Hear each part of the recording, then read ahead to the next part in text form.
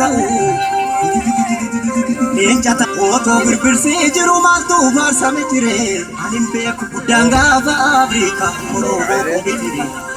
Oromiyaa mitire sirna gadaa mitire allaha Oromummaa mitire gadaa fi dhugaadha kallachi keenya gadaa fi dhugaadha kallachi keenya kifuu fi safuudha kabajni keenya gadaa malee faarsiin ugado nu baambullaa hin qabnu mado nangalaan jedhu namni osoo hin geenye balaan argatu namni baloon beekne kanyaartullee hinnaa'u gonkaa dhugaa irraa maaltu na dhorkaa eessatti kufee namni dhugaa fuudhe galgalaan tolu namni sobaaf duudhe.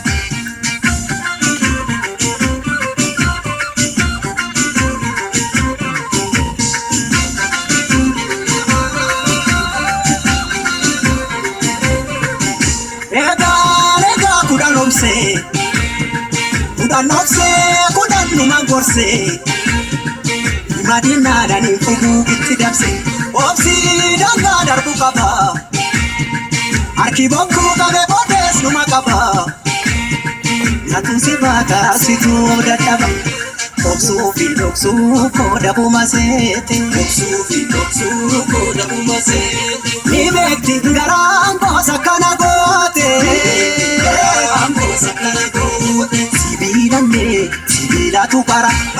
dhugaan namaas galgala gala hadhaaba cabsaa inni karaa beeku akkatti hin gafuu namni haqqii beeku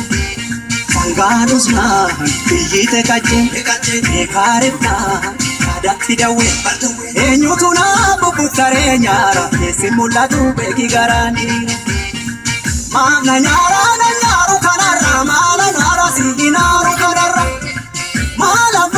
Himbo kanarra yoo jiraanne birraa walagar yoo jabaanne birraa walagar yoo waltaane booree walagar yoo jiraanne birraa walagar yoo waltaane booree walagar walagarraa garraa walagarraa walagarree birraa walii sarguu bir walagarraa garraa walagarraa walagarree birraa walii sarguu bir walagarraa garraa walagarraa wali sarbuupe wala garra wala garra wala garra birra wala garra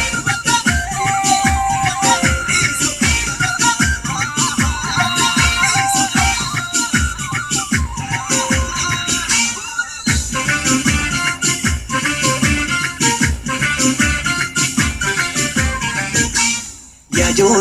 jole kan jenne nulle ya jole kan jenne nulle ya jole ammas na bole gadaa malee